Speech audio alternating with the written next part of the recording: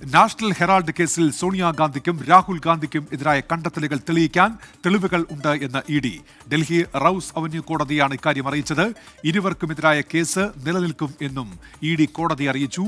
വിനീത വിജി ഉണ്ട് ഡൽഹിയിൽ നിന്ന് വിവരങ്ങളുമായി. വിനീത, എന്തൊക്കെ കാര്യങ്ങളാണ് കോടതി അറിയിച്ചത് ഇഡി?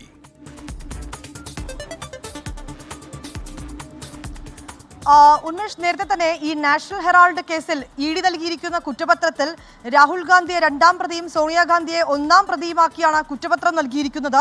ഈ കഴിഞ്ഞ പ്രാവശ്യം ഈ കേസ് പരിഗണിക്കുന്ന വേളയിൽ തന്നെ ഇതിനെ സാധൂകരിക്കുന്നുള്ള തെളിവുകൾ ഹാജരാക്കണമെന്ന് എൻഫോഴ്സ്മെന്റ് ഡയറക്ടറിനോട് കോടതി നിർദ്ദേശിച്ചിട്ടുണ്ടായിരുന്നു. ഇതിനെ തുടർന്ന് ഇന്ന് ഈ കേസ് പരിഗണിക്കുന്ന വേളയിലാണ് ചില നിർണായകമായിട്ടുള്ള കാര്യങ്ങൾ ഇഡി കോടതിയെ അറിയിച്ചിരിക്കുന്നത്.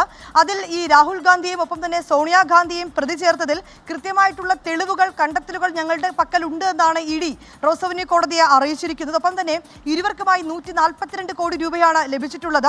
ഈ പണം, കള്ളപ്പണം വെളുപ്പിക്കൽ ഇതിൽ നടന്നിട്ടുണ്ട് എന്നും അത് സാധൂകരിക്കുന്നതിനുള്ള തെളിവുകൾ ഞങ്ങളുടെ പക്കലുണ്ട് എന്നും ഇഡി കോടതിയെ അറിയിച്ചിരിക്കുകയാണ്.